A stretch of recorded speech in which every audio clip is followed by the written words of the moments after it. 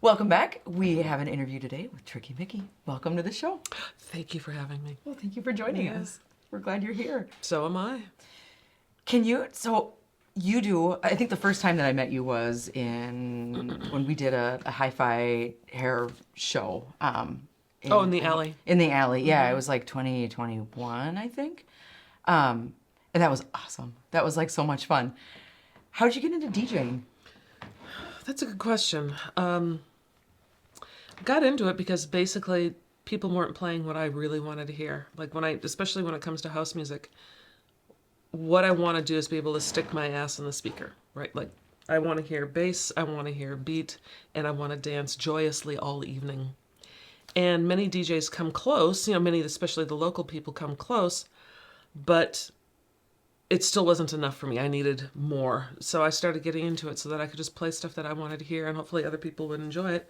And it has now escalated to the point where I am DJing for the Walker Avant Garden this year, which is cool. Pretty amazing. Yeah. I'm pretty proud of that. I don't know who's going to be the DJ, the national act, and I know no one's coming to see me, but I'm still excited to be there. So I got two questions then. One, what did you want to hear? And two, can you tell us more about like what the event is all about?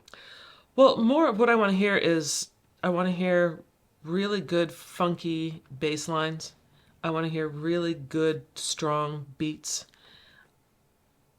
And I want it to just be I want it to be danceable.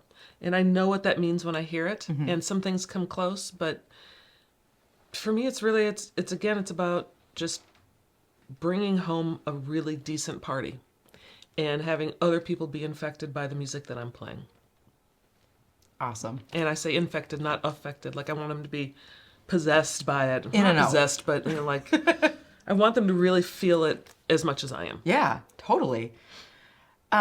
So you are DJing at, you said it was the say it again for me. The Walker. The Walker. The name of the event though. I know. Avant Garden. Okay. So Okay. It's their yearly fashion extravaganza fundraising thing. All right. What are so you're DJing and then you said there's a national act? They usually do a national act afterwards. So in 2019 it was Questlove. Okay. And in last year it was Talib Kweli.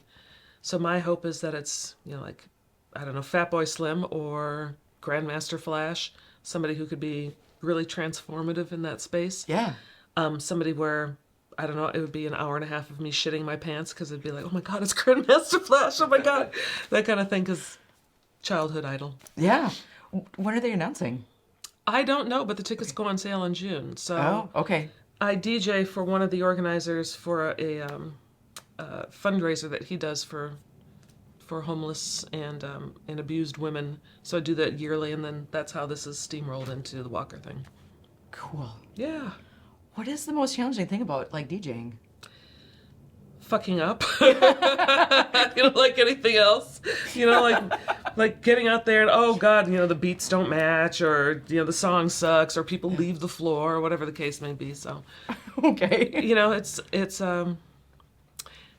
I would say it's much like anything else when all of a sudden you've just made these major mistakes. You're like, okay, well, I made a mistake. What can you do?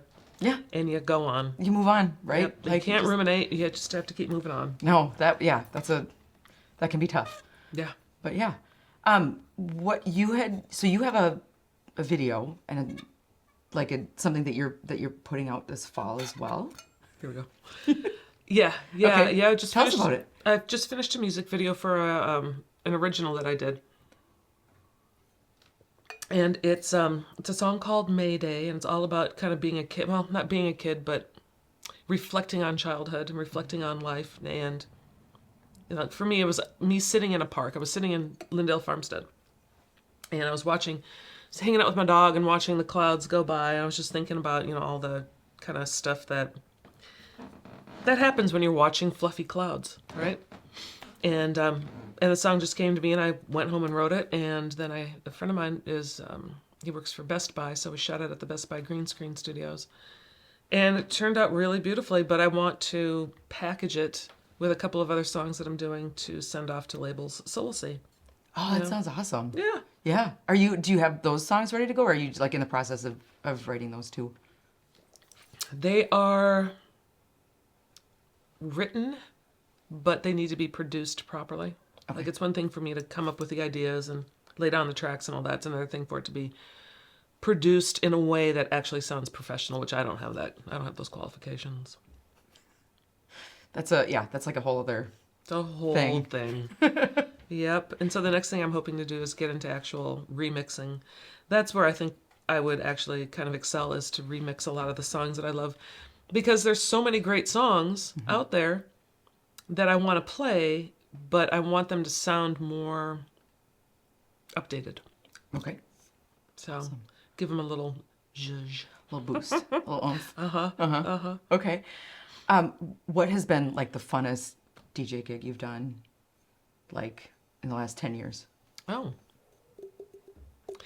I was flown out to San Diego for a birthday party, and that was pretty crazy. That was just crazy. It was a dude that I used to work with a long time ago, and so it was his 50th birthday, and each floor of his house had a different style of food, and like the top floor was sushi, the middle floor was the bar, and past apps and all that. Then the main floor was barbecue, and then outside was Mexican. And then we were set up on the second level. We had speakers on the third and on the first level, and it's just sound just echoing throughout the entire neighborhood, and it was great. It was it was just intense, and people dancing well as late they could. We had to stop at 10 o'clock, though, because it was a Monday night. Right. So the infection went away at 10 o'clock. Yep. Okay. Yep. That sounds really elaborate. It was elaborate for 10 o'clock. Wow. On a Monday. It's like, but it's my birthday. Yeah. But But it's usually Monday. people save it for a weekend. Right. You know. Yeah. But hey, whatever. It was his birthday. He had a lot of fun. Yeah. Wow, that sounds awesome. Yeah.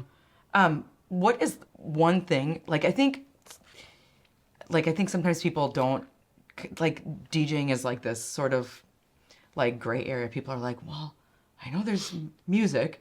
How does it work? Like, what's one thing that you would want people to know about DJing that they might not know?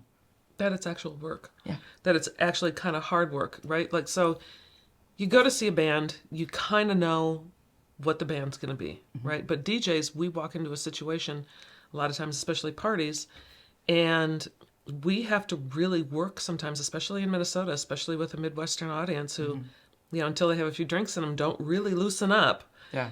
And we have to really work to bring a party, right? And to have people have fun and to have people enjoy themselves. Again, going back to the band analogy, at least with bands, rock and roll, people stand and they look at the DJ, or they look at the band and they sip beers and they clap at the end. It's the whole thing. With DJs, there's none of that. They stare at us, but if they don't like what they hear, then they are off the floor, which is even more stressful for us, because then we have to work harder to bring those people back to the floor. Yeah. Whereas, with a band, people are just there to watch. Right. They kind of know what they're getting already. Yeah. What do you do to bring them back? I try to play songs I try to play stuff that people know and that they like, and that is like generally liked.